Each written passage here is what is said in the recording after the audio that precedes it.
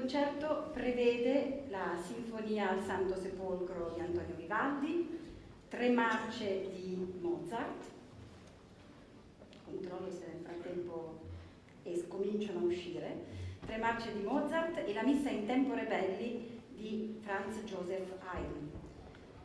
Durante la serata Luigi Marangoni e Aristide Genovese, i nostri 2 attori, interpreteranno una serie di letture tratte da Emilio Lussu, in particolare da Un anno sull'altipiano, e Giuseppe Ungaretti dall'Allegria. A queste si aggiungeranno 2 commoventi lettere dal fronte di militari italiani. In scena, state vedendo che stanno prendendo posto, sul palco del Teatro La Fenice ci sono il coro e l'orchestra sinfonica del Conservatorio Benedetto Marcello di Venezia. Sono oltre 100 elementi e sono ovviamente tutti giovanissimi e provengono da tutto il mondo, perché ce ne sono che arrivano dall'Albania al Brasile, dalla Corea del Sud al Canada, dal Venezuela alla Cina, quindi davvero tutto il mondo rappresentato qui questa sera a Venezia per questo concerto. Ci sarà naturalmente anche il coro del conservatorio diretto dal maestro Francesco Erle, che fra poco prenderà posto. Inizieremo il concerto con l'Inno d'Italia e l'orchestra è diretta dal maestro Maurizio Dini Ciacci.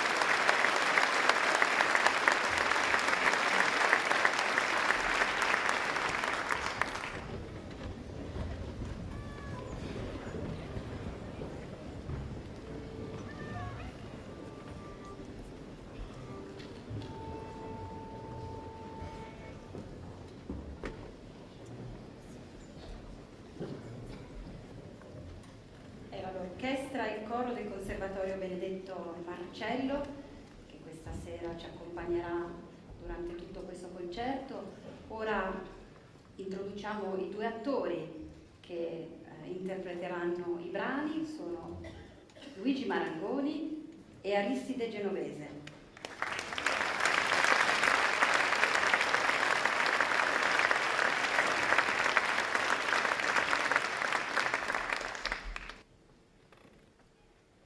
Come questa pietra del San Michele, così fredda,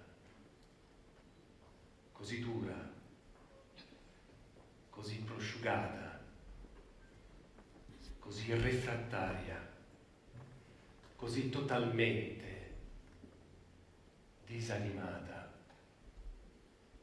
come questa pietra è il mio pianto, che non si vede,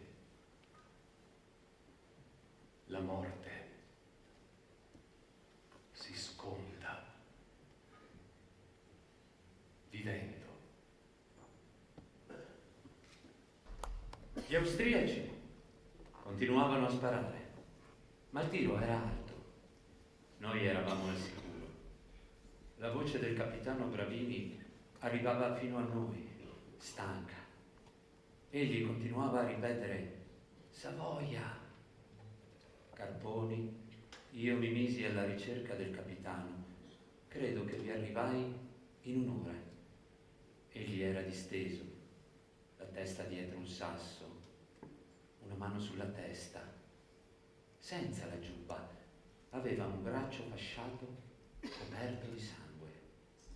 Al suo fianco non v'erano che morti. Egli si doveva essere fasciato da sé. I cespugli lo riparavano dalla vista delle trincee. Io gli arrivai vicino senza che egli se ne accorgesse. Lo toccai ad una gamba ed egli mi vide. Mi guardò a lungo e ripeté ancora, abbassando la voce: Savoia. Io mi portai l'indice alla bocca per invitarlo a tacere. Strisciai fino alla sua testa e gli mormorai all'orecchio: stia zitto. E gli parve risvegliarsi da un lungo sonno. Mise anch'egli l'indice alla bocca e non parlò più. Fu come se io avessi toccato il bottone d'un congegno meccanico e lo avessi fermato. Ora tutta la vallata taceva. I nostri feriti non si lamentavano più. Anche il sergente dei guastatori taceva, sprofondato nell'eterno silenzio. Neppure gli austriaci sparavano più. Sul piccolo campo di battaglia batteva il sole. Così passò il resto di quel giorno. Un attimo ed un'eternità.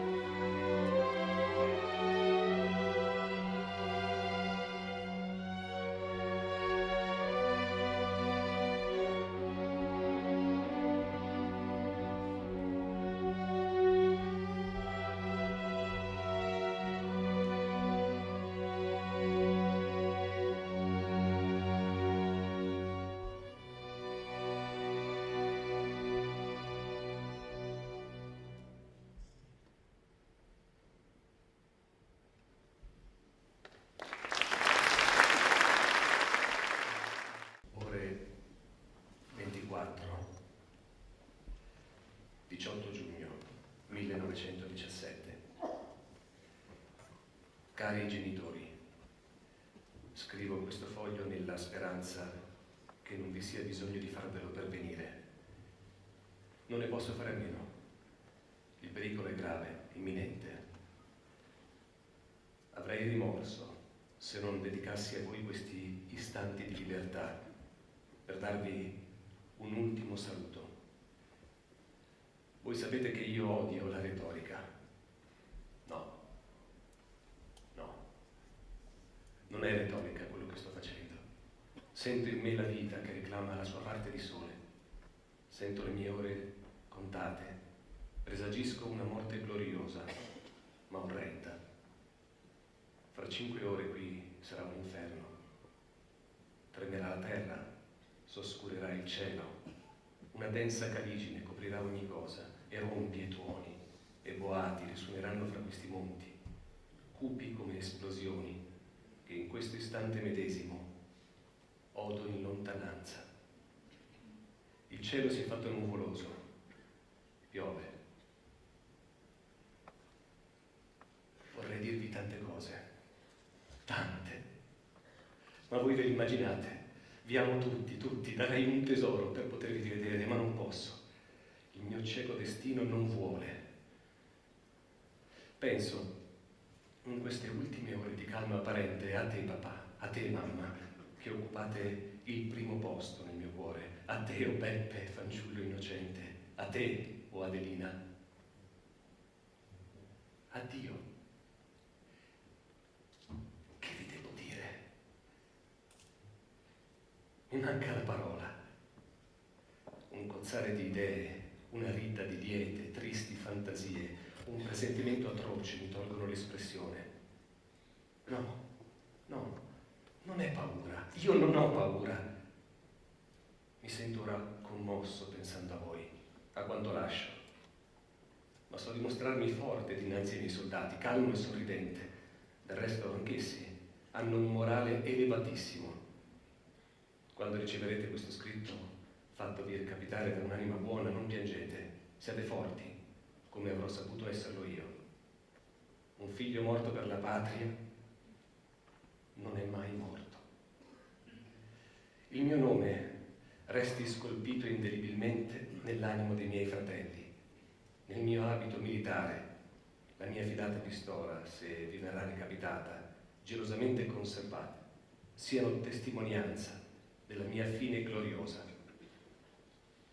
E se per ventura mi sarò guadagnato una medaglia, resti quella a Giuseppe. O genitori, parlate fra qualche anno, quando saranno in grado di capirvi, ai miei fratellini, di me, morto a 20 anni per la patria. Parlate loro di me, sforzatevi a risvegliare in loro il ricordo di me. M'è doloroso il pensiero di venire dimenticato da essi. Fra 10-20 anni forse non sapranno più di avermi avuto fratello. A voi poi mi rivolgo. Perdono, vi chiedo, se vi ho fatto soffrire. Credetelo, non fu per malizia, se la mia inesperta giovinezza vi ha fatti sopportare gli affanni. Vi prego volermene perdonare. Spoglio di questa vita terrena, andrò ad avere quel bene che credo di essermi meritato. A voi, babbo e mamma, un bacio solo, che dica tutto il mio affetto. A Beppe, a Nina, un altro. Avrei un monito. Ricordatevi di vostro fratello.